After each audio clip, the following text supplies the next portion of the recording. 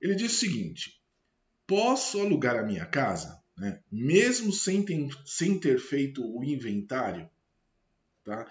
Porque nós somos 4 herdeiros, tá? E cada um tem a sua casa. Olha, vamos lá. Juscelino, tá? Eu vou deixar a pergunta aqui, fica melhor, né? Para todo mundo olhar. O Juscelino é assim: você pode alugar, você não tem nenhum impedimento para isso, né? Você tem a posse desse imóvel e você pode alugar. Agora, pensa o seguinte, tá? Qualquer outra transação que você tiver que eventualmente fazer com esses imóveis, vender, etc e tal, você não vai conseguir, tá? Por quê? Porque esse imóvel está preso no inventário, tá? Enquanto você não processar esse inventário, tá? Esse imóvel você não vai conseguir transacionar, não vai conseguir vender. Então a sugestão aqui é a seguinte: de pronto, claro, a gente responde, você pode alugar, não tem problema nenhum. E outra, tem que pensar no aspecto de que você tem outros irmãos, né?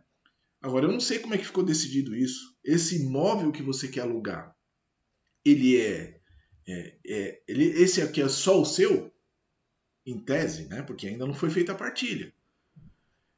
Não tem nenhuma restrição com relação aos seus irmãos, enfim, o rendimento, os aluguéis que você for percebendo dessa locação, tá tudo certo entre vocês? Se tiver, tá tudo ok, né? Agora, a nossa sugestão qual é? Tá? Você tem que processar esse inventário, tá certo? Infelizmente, vai ter que cair naqueles custos altíssimos, né? Lembra no caso lá do Júlio, da Rosana, do Rafael, vai ter que cair nesses custos, porque não tem como evitar, como a gente disse, quem tem bens, né, e filhos, quando morre, tem que fazer o inventário, não tem jeito, é uma regra de direito. Então você vai ter que processar esse inventário, tá certo? E vai ter que, após isso, então, aí você pode pensar em alguma estratégia, de repente até fazer uma holding familiar, tá? E aí você cai até num caso interessante que a gente colocou no último dia, no nosso dia 3, né?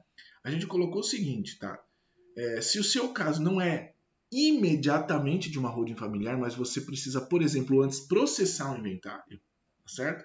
É aquela oportunidade que você tem de contratar a sessão de viabilidade nossa e a gente, com os custos que tiver para processar esse inventário, você vai ter em dobro para fazer a sua holding.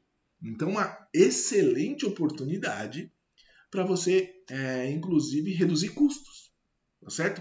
E obter uma holding familiar. Tá bom, Juscelino? Então, é essa a dica que a gente pode dar para você. Tá bom?